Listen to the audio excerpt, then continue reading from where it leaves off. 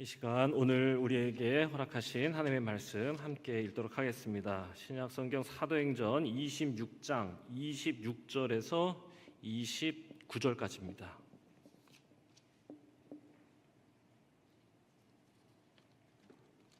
사도행전 26장 26절에서 29절까지의 말씀 한 절씩 교독하겠습니다. 마지막 절 함께 읽겠습니다. 왕께서는 이 일을 아시기로 내가 왕께 담대히 말하노니 이 일에 하나라도 아시지 못함이 없는 줄 믿나이다. 이 일은 한쪽 구석에서 행한 것이 아니니이다. 아그리빠 왕이여, 선지자를 믿으시나이까? 믿으시는 줄 아나이다. 아그리빠가 바울에게 이르되 네가 적은 말로 나를 권하여 그리스도인이 되게 하려는도다. 바울이 이르되 말이 적으나 많으나 당신뿐만 아니라 오늘 내 말을 듣는 모든 사람도 다 이렇게 결박된 것 외에는 나와 같이 되기를 하나님께 원하나이다 하니라. 아멘. 지금 이제 우리가 사도행전을 읽기 시작한 지 굉장히 오래된 것 같습니다. 이제 거의 막바지로 가고 있는데 오늘 우리가 읽은 26장의 말씀이 이제 거의 끝이라고 봅니다. 왜냐하면 이제 27장, 28장은 바울이 로마로 이송되는 과정에 있었던 에피소드를 다루고 있거든요. 그래서 오늘 이 말씀은 바울이 마지막으로 자신의 최후 변론을 하는 말씀입니다.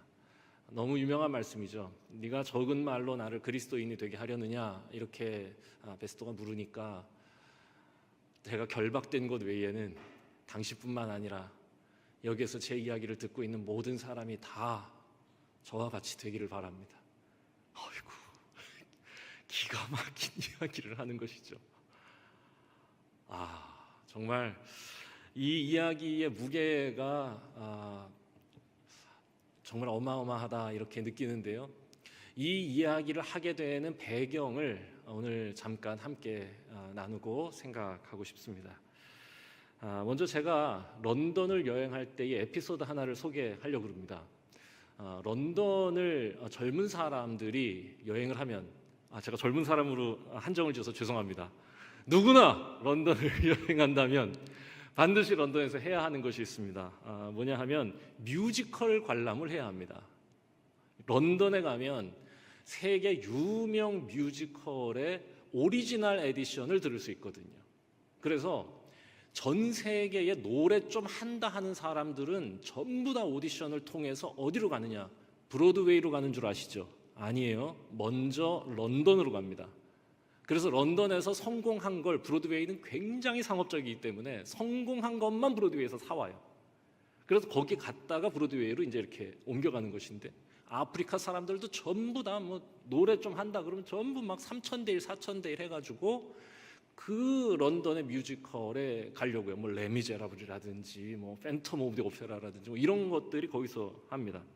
저도 무려 지금으로부터 23년 전 제가 여행을 할 때 런던을 들리게 되었는데요. 런던을 들렸을 때 정말 없는 경비 쪼개가지고 정말 큰맘 먹고 언제 또 오겠나, 정말로 23년 동안 못 갔습니다. 네, 정말 못 갔을 것도 같아요. 그래서 언제 나는 또 런던에 올 수 있겠나 싶어가지고 그 없는 경비 중에서 쪼개가지고 뮤지컬을 2편을 보기로 결정했습니다. 한 편은 한국에서도 본 적이 있는, 너무 감동적으로 봤어요. 한국에서 팬텀 오브 디 오페라 아시죠? 팬텀 오브 디 오페라 그거 너무 멋있게 봤는데 이게 오리지널은 또 얼마나 멋있을까라는 생각에 팬텀 오브 디 오페라를 당시 돈으로 150파운드인가 해요. 그러니까 20만 원이 넘는 돈이죠. 어마어마하죠. 그러니까 이게 제가 30살도 안 돼가지고 거기 여행을 갔는데 그 돈이 어디 있어요. 그래도 아내랑 같이 둘이서 그거 하나 40만 원.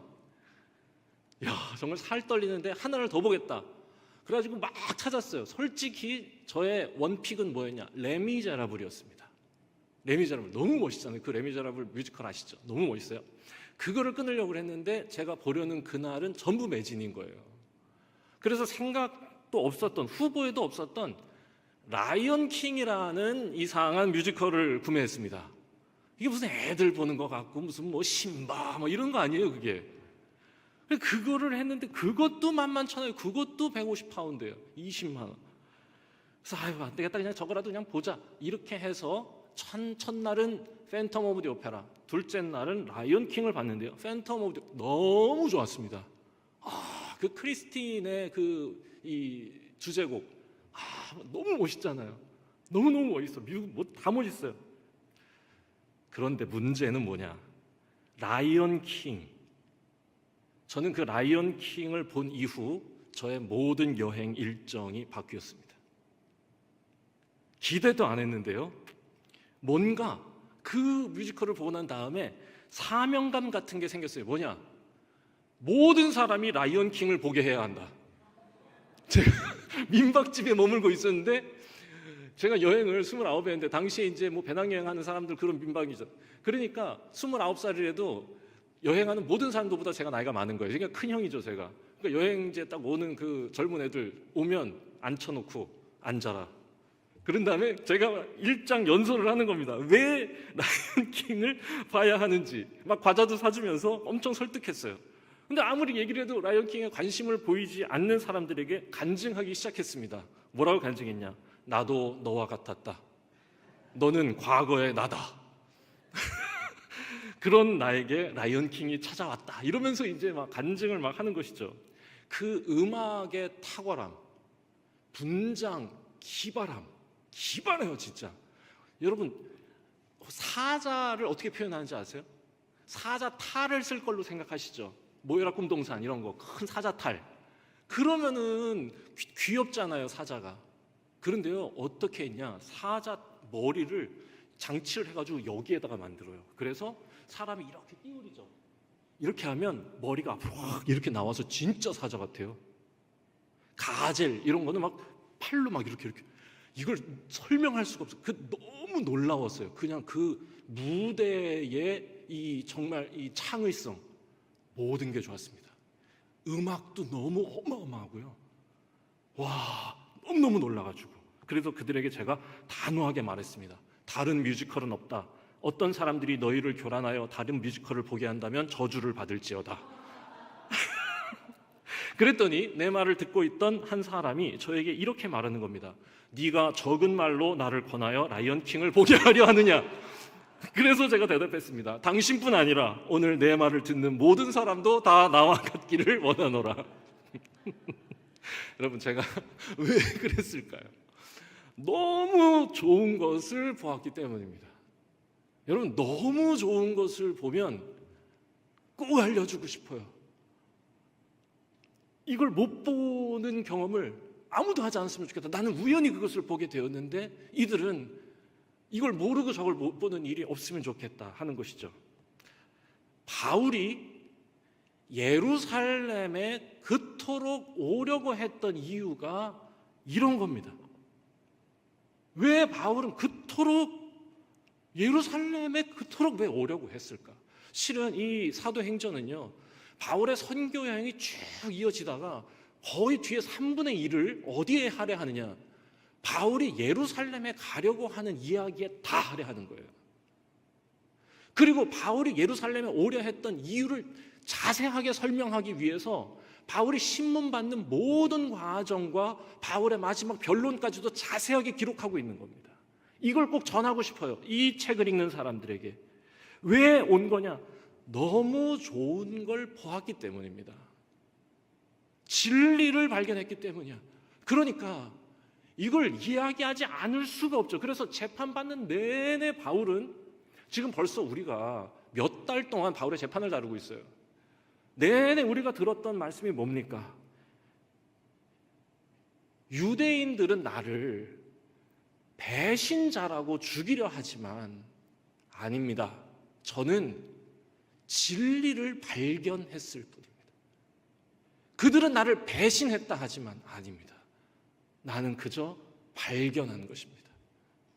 이거를 그렇게도 강변하고 싶은 거예요. 그래서 바울이 사람들이 그렇게 말리는데도 굳이 가겠다고 한 거죠. 누구에게 이 얘기를 알리고 싶어서입니까? 유대인들에게 알리고 싶은 겁니다. 자기와 같았던 과거의 나죠. 과거의 나와 같은 이들에게 나는 이 얘기를 꼭 전하고 싶다는 거예요. 위험한 줄 알아요. 알고도 간 거예요.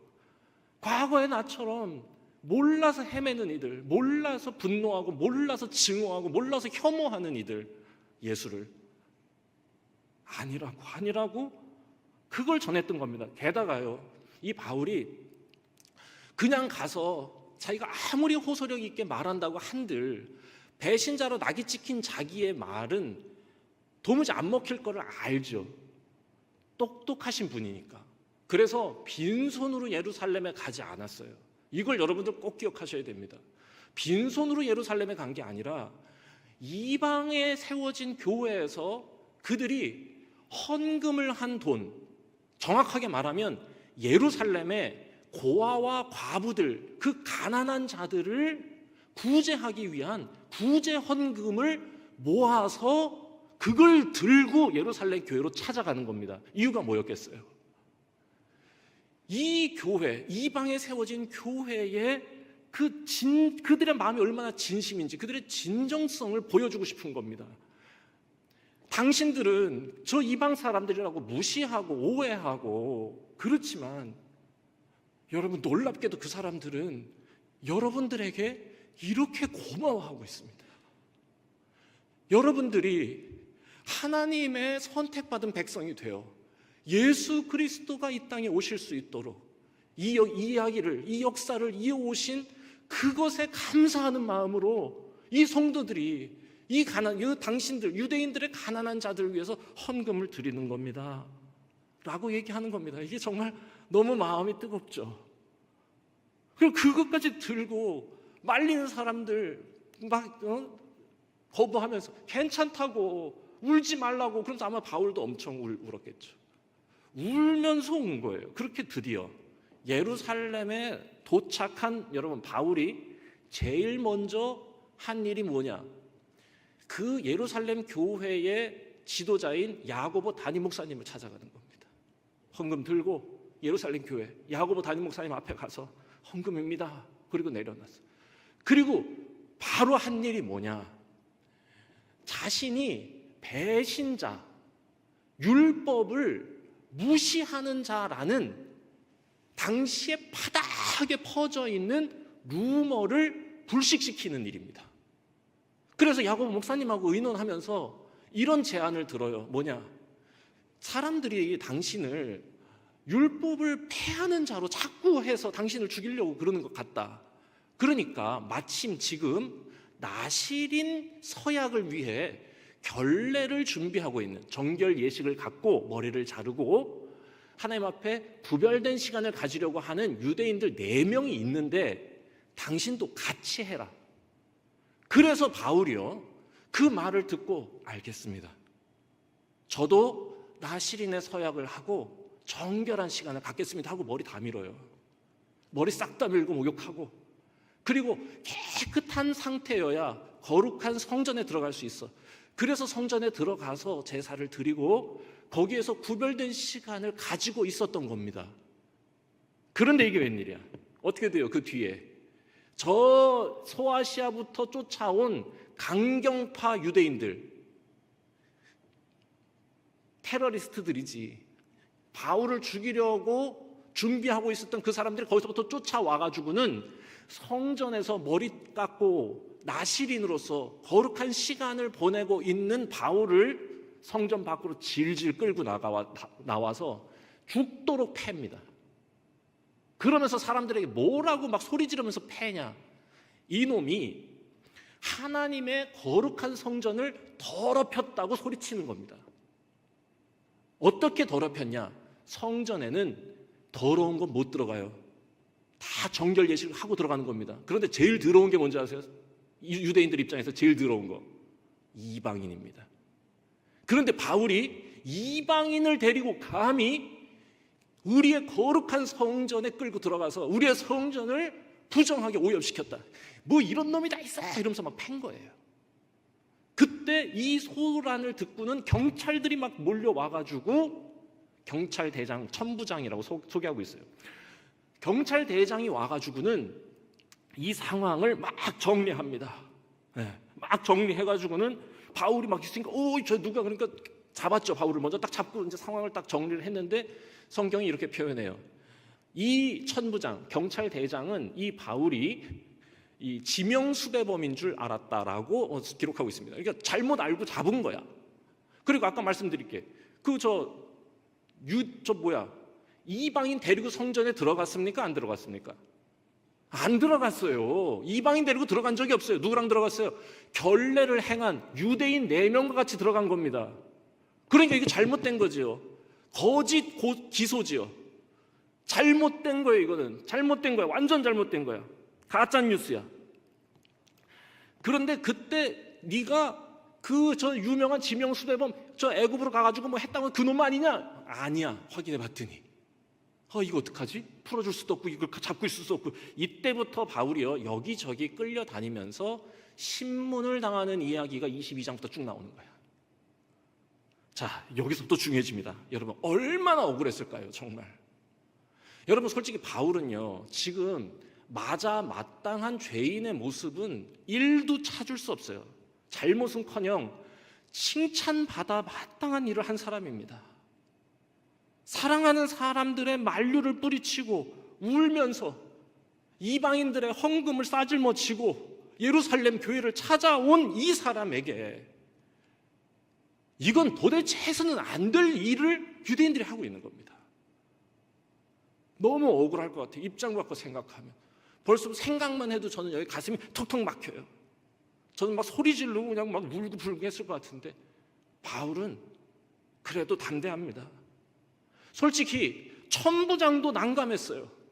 잡고 났더니 이 사람 잘못 없거든요. 이 사람 지명수배범이 아니에요. 심지어 이 사람 머리를 이렇게 밀고 나시린 서약을 하고 지금 거룩한 시간을 보내고 있는 이 사람 기사 아주 좋은 사람이야. 그래서 천부장도 난감해서 어쩔 줄 모르고 있다가 요거를 당시에 그 지역을 관할하고 있던 벨릭스 총독에게 이 사람을 넘기기로 결정합니다. 그래서 벨릭스에게 이 바울을 넘겼는데 솔직히 벨릭스도 난감하지. 이걸 어떡합니까? 가만히 이 피의자로 이미 고소가 된 거죠. 이 피의자인 바울의 얘기를 또 가만히 들어봐요. 이 벨릭스가. 이 사람 괜찮은 사람입니다. 동의 좀 해주세요. 네. 아니 생각보다 괜찮아요. 제가 보니까 당시에 이 예루살렘, 이스라엘 지역을 다스리던 행정부가 괜찮아. 썩어 문드러지지는 않았어요. 물론 바울의 편을 막 들어주고 막 이러진 않지만 그래도 적어도요 가만 들어줘요. 바울의 얘기를 가만히 들어보니까 이 사람 잘못 없거든요. 그냥 이 바울은 벨릭스가 판단하기에 매우 순수하고 뜨거운 심장을 가진 신앙인인 겁니다. 또 그래서 고소한 이 피고인 대제사장하고 유대인들의 말도 가만히 들어봤어요. 그랬더니 성경이 뭐라고 얘기하고 있냐? 이 사람들은 기소할 증거는 하나도 들이대지 못하고 기소할 아무것도 증거가 없어요. 잘못한 게 없으니까. 단지 이상한 종교적 주장만 계속 하고 있는 거예요. 그러니까 벨릭스도 난감하죠. 이러지도 못하고 저러지도 못하는 상황이에요. 지금 피의자인 바울의 얘기를 들어보니까 이 사람 죄 없다고 풀어주자니 대다수의 유대인들이 자기를 공격할 것 같고 그렇다고 이 사람들의 얘기를 듣고 바울을 죽이자니 이 사람은 죄도 없고 게다가 로마 시민인 겁니다. 그러니까 이 사람도 어쩔 줄 몰라요. 이러지도 못해 저러지도 못해. 그러니 제가 생각하기에 당시 예루살렘 행정부 꽤 괜찮다. 이 정도 행정부여도 저는 꽤 괜찮다 이렇게 생각합니다. 솔직히 이 벨릭스가 자기가 편하려고 하면 그냥 바울 죽이고 만약에 그게 문제가 되면 저 로마인인 줄 몰랐어요 라고 발뺌하는 게 제일 편하죠. 그런데 이 편한 것을 선택하지 않습니다. 양심이 살아있는 거죠. 게다가 오히려 이 바울을 죽이질 않아요. 너무 다행입니다. 그래서 저는 성경 읽다가 벨릭스 이 사람 되게 좋다 이렇게 생각한 거예요. 죽이지 않을 뿐 아니라 오히려 여기가 되게 놀라운 건데 이 바울을요 벨릭스가 피해자로 전환시켜 줍니다. 아니 좋다고 해주세요. 다시 하겠습니다. 이게 너무 재밌는 사건이에요. 아니 이게 그냥 성경을 막 쭉 읽다 보면 이게 잘 안 보이는 얘기들이거든요. 이게 벨릭스가 바울이 실은 이 가해자로 고발을 당한 건데 벨릭스가 가만 듣고 보니까 피해자인 거예요. 그래서 피해자로 전환을 시켜서 풀어주고 유대인들이 해코지할까봐 경원까지 붙여줘서 풀어냅니다. 아멘입니다. 예, 그래서 바울이 잠깐 풀려나요. 이 얘기를 다들 너무 쉽게 이걸 지나치다가 이걸 잘 모르시는 경우가 많은데 잠깐 풀려났다가 물론 유대인들이 이걸 가만두겠습니까? 가만두지 않고는 막 난리 버거지를 피우니까 다시 구금하기는 합니다. 그런데 구금 당할 때 이 벨릭스가 어떻게 하냐? 이 사람 아무리 생각해도 죄가 없거든요.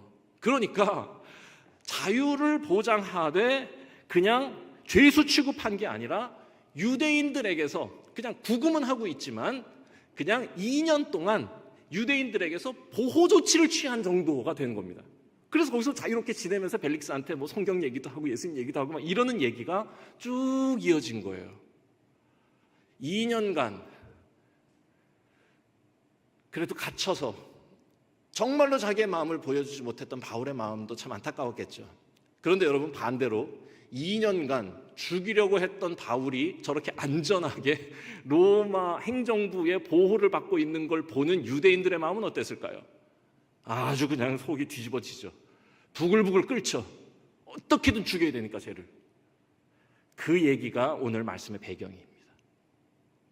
그 상황에서 2년이 지나고 벨릭스의 임기가 다하고요. 그 다음 후임으로 누가 오느냐? 베스도가 부임합니다. 그러니까 새로운 총독이 왕이 딱 부임을 하니까 유대인들이 기다렸다는 듯이 베스도에게 달려가서 요청을 합니다. 벨릭스는 아무리 설득해도 안 돼. 왜냐하면 벨릭스는 이 사람을 피해자로 전환시켜준 사람이니까 말이 안 통해. 그런데 베스도가 딱 바뀌자마자 어차피 새로운 정치인이 등장하면 그 사람도 자기의 어떤 이 입지를 붙이기 위해서 사람들의 말을 들어줘야 되잖아요. 그러니까 이 유대교 지도자들이 달려가가지고는 얘기합니다. 이 사람 예루살렘에 가서 종교법의 재판을 받게 하자고 얘기합니다. 이게 일리가 있는 게 실제로 이런 종교 법정은요, 종교 문제는 이 베스도가 하는 게 아니고 저 예루살렘에 있는 왕이 그걸 감당했습니다. 그 왕의 이름이 아그리빠인데 이거 좀 이따 소개하겠습니다. 그 사람한테 가서 이게 법적으로 맞아요. 그러니까 어차피 종교 문제니까 저쪽에 가서 재판받게 해주십시오. 이게 표면적인 요구였고 실제로 이들이 가지고 있었던 이 음모는 뭐냐? 예루살렘으로 이송할 때 거기에 갑자기 테러를 저질러가지고 암살하려는 게 이 사람들의 계획이었습니다. 이 사실을 알고 요거 아닌 것 같다. 요거 그래서 이 베스도가 이 얘기를 듣고 이제 어떻게 판단하냐? 베스도도 훌륭하다 저는. 그래서 제가 당시에 이 로마 행정부를 인정하는 겁니다. 이게 괜찮은 사람들인 거예요. 베스도가 벨릭스에게 인수인계를 받을 때 이제 자기가 다음이니까 인수인계를 받으면서 상황을 쫙 파악해 보니까 바울이 무죄거든요. 그러니까 요거 어떻게 해야 될까 그러다가 그 사람들의 힘 있는 종교 지도자들의 요청이긴 하지만 내가 인수인계 받을 때 이게 무죄라고 내가 들었는데 그래서 바울에게 묻습니다. 바울에게 너 갈래? 그랬더니 바울이 뭐라고 얘기하냐? 아니요. 역시 우리 바울 선생님 굉장히 지혜로운 분입니다. 가다가 죽을 걸 아는 거죠. 그래서 이렇게 말해요. 전 예루살렘에서 재판받기를 원치 않습니다. 그러니까 예루살렘에 가서 종교 재판받고 싶지 않습니다. 저 로마인이니까 로마법으로 재판받게 해주세요. 베스도가 한참 고민하다가 그래, 네 말이 맞다.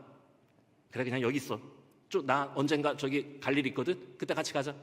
이렇게 얘기하고 밀었어요. 마침 며칠 뒤 새롭게 부임한 이 베스도가 새로 거기 부임을 했잖아요. 이 베스도에게 첫 부임 인사를 누가 오느냐? 당시 예루살렘을 다스리던 예루살렘의 총독인 아그리빠 그리고 아그리빠의 누나인 버니게가 같이 온 겁니다. 그러면 이 관계가 헷갈리시죠? 도대체 누가 왕인 거야? 이런 생각이 드는데 행정적 치리가 벨릭스 베스도로 이어지는 게 맞아요. 이 유대 지역 전체를 다스리는 건 벨릭스 베스도가 맞습니다.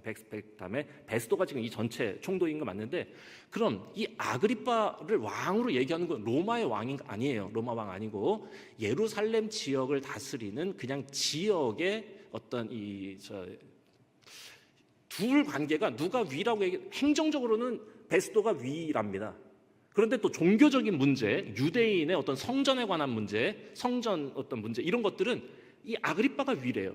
그러니까 이제 애매한 관계에 있는 사람이긴 한 건데, 이 사람이 이 베스도한테 와가지고 인사를 하러 온 거죠. 그런데 그 옆에 버니게가 같이 오는데, 솔직히 이건 그냥 여담인데, 역사 기록에 보니까 이 아그리빠하고 버니게가 근친상간관계라는 소문이 있습니다. 근데 그냥 뭐 몰라도 됩니다. 중요한 얘기는 아닌데, 뭐 그렇게 뭐 괜찮은 사람들은 아니라는 뜻이죠. 하여간 그런 관계라서 둘이 같이 이렇게 왔는데, 마침 왔으니까 베스도가 아유 마침 잘 오셨어요. 당신 유대인 전통에 대해서 아주 잘 아시니까 저에게 조언을 좀 해주세요 라고 다 얘기를 해요.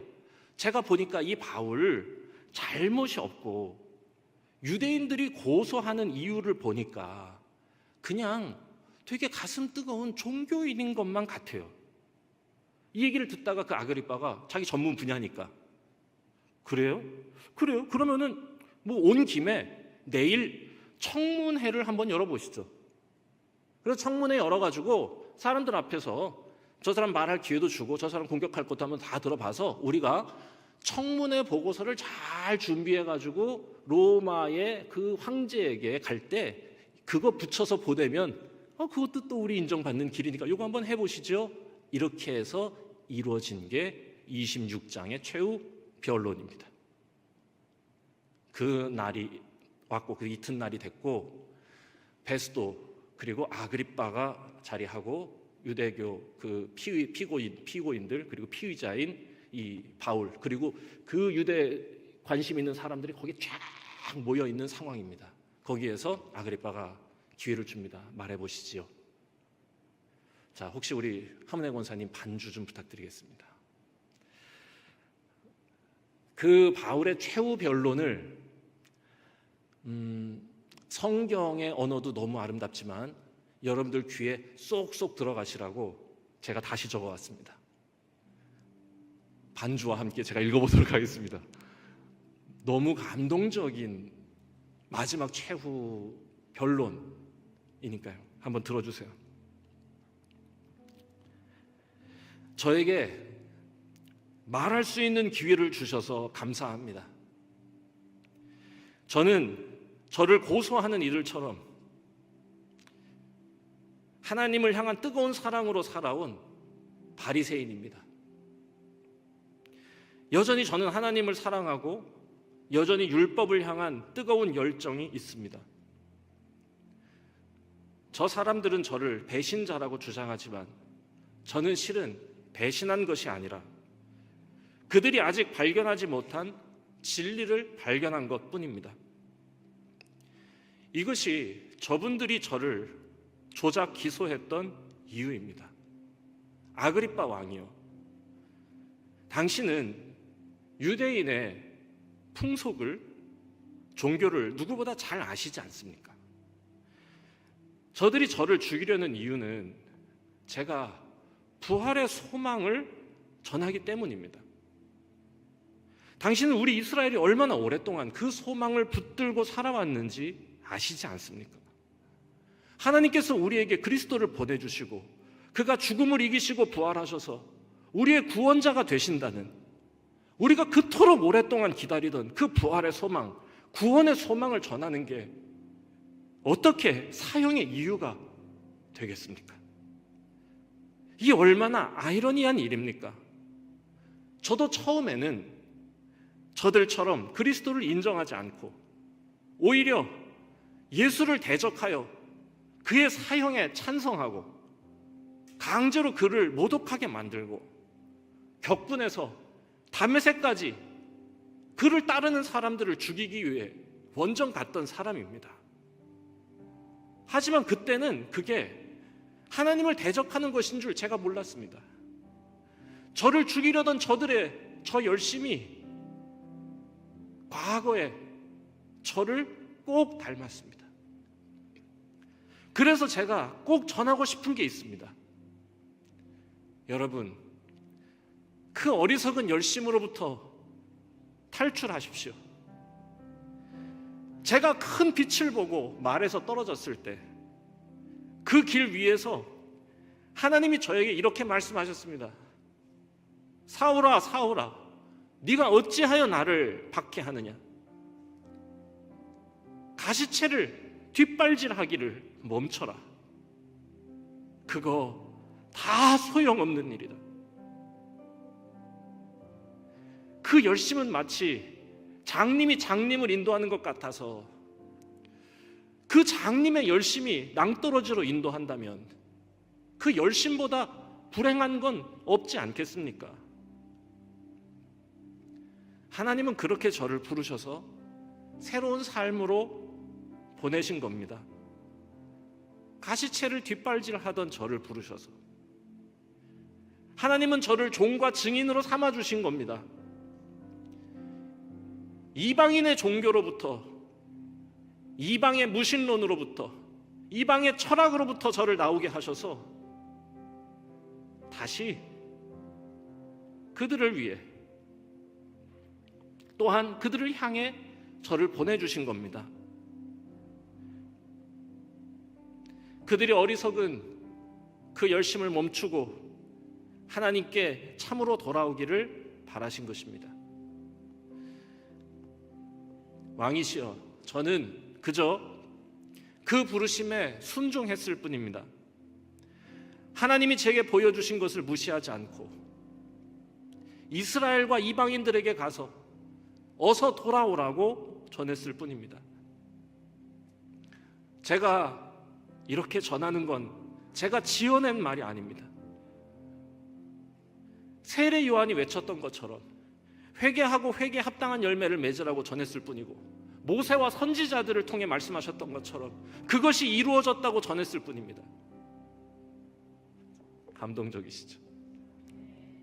베스토가 여기까지 듣다가 이 바울이 자기한테 뭔가를 가르치려 하는 것 같은 말투가 싫었는지 베스토가 중간에 끼어듭니다. 실은 이거 지금 아그리파 왕한테 얘기하고 있는 건데, 베스토가 여기까지 와가지고 지금 이 청문회를 해주는 아그리파 왕이 혹시라도 기분 나빠하진 않을까 싶어서 자기가 끼어드는 것이죠. 오지랖입니다. 베스토가 오지랖으로 들어가면서 아이 그만 이렇게 하면서 너 미쳤구나 라고 소리칩니다.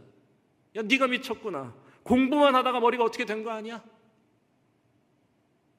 바울이 대답합니다. 아닙니다. 제가 하는 모든 말이 모두 사실이라는 걸 당신도 아시지 않습니까? 그리고는 아그리빠를 바라보면서 아그리빠에게 동의를 구하는 겁니다. 아그리빠 왕이여, 제가 알기로 당신은 선지자도 믿고 이스라엘의 종교도 잘 아시는 줄 압니다. 아그리빠가 당황하면서 답합니다. 그때 하는 말이 오늘 우리가 읽은 말씀입니다. 네가 그 몇 마디 말로 나를 그리스도인이 되게 하려는 거냐? 감동했겠죠. 솔직히 아그리빠도 감동했겠죠. 왜냐하면 여러분 보세요. 지금 최후 변론에서 바울은요, 원래 사람들이 마지막 변론하라고 그러면 자기가 얼마나 억울한지를 막 얘기하는데, 바울은요 자기를 항변하는 게 아니라 예수님을 얘기하고 있습니다. 아그리빠도 똑똑한 사람이고 이 정도의 지각이 있는 사람이었다면 이 사람 진짜 성도라는 것 정도는 파악했을 겁니다. 그래도 당황해서 말하는 거죠. 네가 이 몇 마디 말로 나를 그리스도인이 되게 하려는 거냐? 다시 반주해 주세요. 말이 적으나 많으나 아그리빠 왕이여, 또한 지금 제 말을 듣고 있는 여기 계신 모든 이스라엘이여, 여러분 모두가 저와 같은 부르심 앞에 서 있다는 걸 잊지 않기를 바랍니다. 제가 결박된 것 외에는 여러분 모두가 정말로 저와 같아지기를 간절히 바랍니다. 반주해 주셔서 감사합니다. 여기까지. 여러분, 뭐가 느껴지십니까? 바울은 정말로 하나님을 믿는 사람이에요. 바울은 정말로 예수님을 만났고, 그 예수님은 유대인들이 로마법으로 억울하게 누명씌워 십자가에서 마땅히 죽어야 할 죄인이 아니라 선지자들을 통해서 하나님께서 약속하신 우리를 구원하실 구원자시고 하나님의 아들이시라는 걸 분명하게 안 거예요. 그래서 이걸 깨닫고 나서 이게 너무 놀라워서 이 빛나는 소식을 유대인들에게 꼭 전하고 싶어서 예루살렘으로 가려고 했던 것입니다. 자기를 미워할 줄 알고도 너무 잘 알죠. 오가는 길에 몇 번이고 도래마다 죽을 뻔하고, 아는 사람들은 전부 와서 바울을 말리면서 널 죽이려고 암살단이 지금 40명이 조직이 돼가지고 계속 너 쫓아다니고 있다고 경고하는데 다 알고도 가는 거죠. 그들이 모르는 게 너무 가슴 아팠기 때문입니다. 그래서 바울이 로마서에서 이렇게 씁니다. 바울이 예루살렘으로 들어가기 바로 직전에 로마서를 쓰거든요. 그때 그 로마서 9장에 예루살렘으로 가는 이 바울의 마음이 거의 절절하게 드러나요. 로마서 9장 뭐라고 되어 있습니까? 내가 내 마음에 그치지 않는 고통이 있다. 그들이, 우리 이스라엘이 이 복음을, 이 예수 그리스도를 믿지 않는다는 거다. 그들이 그리스도를 믿기 위해서 만약 내가 그리스도께 버림받아야 한다면 나는 그렇게라도 하고 싶은 마음입니다. 여러분, 이게 로마서 9장 1절에서 3절의 내용 아닙니까? 내 장이 끊어질 것 같은 고통이다. 그러나 우리 하나님은 유대인들 버리지 않고 우리 이스라엘 버리지 않고 이방인의 구원을 통하여 우리 유대인들도 마침내 온 인류가 이 그리스도의 복음, 그리스도의 사랑으로 다 구원받기를 원하신다는 걸 내가 이제야 깨달았다. 아, 깊도다. 하나님의 지혜와 지식에 부여하며 라면서 노래하는 게 바울입니다. 그리고는 예루살렘으로 온 거예요. 울면서. 그 아픔 때문에. 그 이들이 모르는 게 너무 아프니까 진짜 하나님을 믿은 거죠. 여러분, 바울은 정말로 하나님을 믿지 않았다면 이해할 수 없는 결정들을 지금까지 해온 사람입니다. 믿음이 일하는 순간이라고 얘기하고 싶어요. 사람들이 늘 그럽니다. 믿음, 그거 어디다 쓰냐고 그럽니다. 솔직히 그 믿음이 우리가 사는 데 있어서 아무것도 아닌 것 같고, 이거 믿음 갖고 어디다 쓰나, 이런 생각할 때가 있는데 잊으시면 안 되죠. 하나님과 나와의 관계에서 결정적 순간이 우리에게 다가올 때 믿음이 우리를 살리는 겁니다. 믿음이 바울이 이와 같은 결정을 하게 하는 거예요. 사내들인에서 그 살인 면허를 받아가지고 다메섹으로 사람 죽이러 가던 자가 당장 그 삶의 방향을 바꿔서 정반대로 그리스도를 전하는 삶을 살기로 결정하는 것. 믿음이 일하는 순간이죠. 이고니에서 돌에 맞아가지고 죽을 뻔했다가 며칠 뒤에 의식을 찾고 났을 때 그 일을 멈추지 않는 거예요. 하나님을 정말로 믿지 않는다면 할 수 없는 일이죠. 믿음이 일하는 순간이죠. 억울하게 감옥에 갇혔을 때 놀랍게도 바울이 한 일은 감옥에서 하나님께 찬양하는 일이었습니다. 여기서 죽어도 괜찮습니다라고 하나님을 노래하는 거예요. 주변의 수많은 경고에도 불구하고 예루살렘에 들어가기로 결심하는 것. 여러분, 정말 하나님을 믿는 사람만이 할 수 있는 일이란 게 있다고 생각합니다. 바울의 오늘의 이 말씀이 우리에게 그런 걸 말씀해 주지 않나, 이런 생각이 들어요. 우리가 그런 사람들이면 좋겠다 생각했습니다. 당장의 이익이 아니라 하나님 앞에서 옳은 일이 무언지를 먼저 묻는 것. 얄팍한 신비주의를 이용해서 호객하려 하지 않고 성실하게 말씀을 연구하는 것.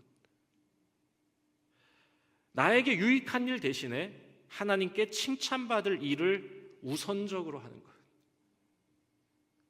정말로 하나님을 믿는 사람이라면, 아니 믿는 사람이어야 할 수 있는 일이겠죠.